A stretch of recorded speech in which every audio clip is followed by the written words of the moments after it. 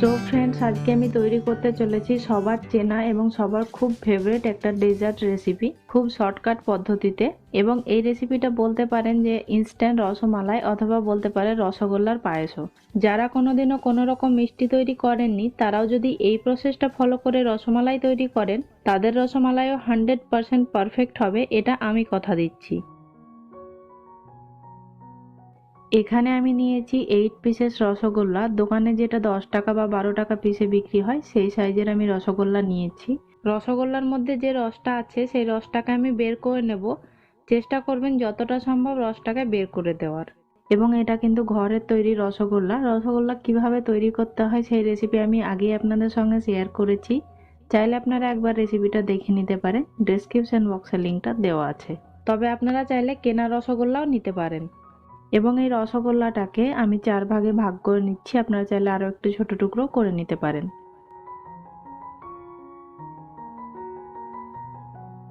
এখানে একটা কড়াইয়ের মধ্যে আমি নিয়ে নিচ্ছি ঘন দুধ। আমি 1.5 লিটার দুধকে ঘন করে নিয়েছি এবং এটা এখন প্রায় 3 কাপ মতো আছে।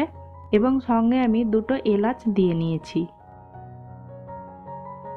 এর মধ্যে আমি দিয়ে দিচ্ছি 1.5 টেবিল স্পুন চিনি। এই রেসিপির ক্ষেত্রে কিন্তু মিষ্টির পরিমাণটা কম দিলেই ভালো হয়, তবে মিষ্টিটা চাইলে আপনারা নিজেদের স্বাদ মতো অ্যাড করতে পারবেন। খুব ভালোভাবে ফুটে উঠেছে। এবার আমি এর মধ্যে দিয়ে দিচ্ছি সামান্য পরিমাণে একটু লবণ, বা বলতে পারেন 1/8 টিস্পুন লবণ। এখানে আমি 1 টিস্পুন কর্নফ্লোর একটু জলের মধ্যে ঘুলে অ্যাড করছি। কর্নফ্লোরটা কিন্তু এর থেকে বেশি ইউজ করা যাবে না। এবং একদিকে দিতে থাকবো এবং একদিকে নাড়তে থাকবো, নইলে কিন্তু কর্নফ্লোরটা তলায় খুব তাড়াতাড়ি দলা পাকিয়ে যাবে। কর্নফ্লোরটা দেওয়ার পরে কিন্তু দেখবেন দুধটা একটু ক্রিমি টাইপের হয়ে আসবে এবং এটাকে আরও কিছুক্ষণ আমি ফুটিয়ে নেব। কর্নফ্লোরের কাঁচা গন্ধটা চলে গেলে এর মধ্যে আমি অ্যাড করে দিচ্ছি কেটে রাখা রসগোল্লাটা।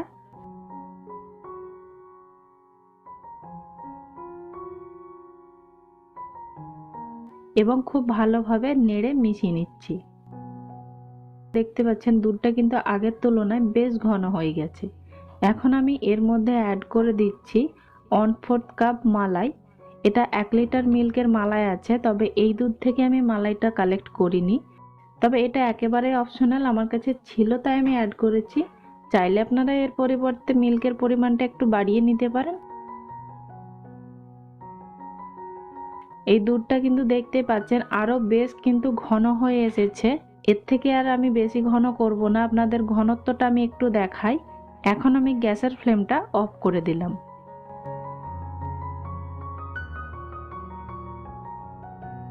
এখন আমি এই এলাচ দুটোকে তুলে ফেলে দেব এবং এটাকে মাঝে মধ্যেই নেড়ে ঠান্ডা করে নেব। ওপর থেকে যেন খুব বেশি সর না পড়ে সেদিকে একটু খেয়াল রাখবেন। এটা এখন ভালোভাবে ঠান্ডা হয়ে গেছে এবং রুম টেম্পারেচারে চলে এসেছে। যেহেতু এখনো বেশ ঠান্ডা আছে তাই এটা আমি আর আলাদাভাবে ফ্রিজে রাখিনি। এটা রুম টেম্পারেচারে থাকাতেই এতটাই ঘন হয়ে গেছে। তো এটা আমার কাছে একদম পারফেক্ট আছে। আপনারা চাইলে এর থেকে একটু পাতলা যদি করতে চান সেক্ষেত্রে একটু আগে নামিয়ে নেবেন। অবশ্যই এটা কিন্তু ঠান্ডা ঠান্ডা সার্ভ করবেন, খেতে খুবই ভালো লাগে। আর আমি এই রেসিপিটার নাম দিয়েছি রসগোল্লার পায়েস, অথবা বলতে পারেন শর্টকাট রসমালাই রেসিপি।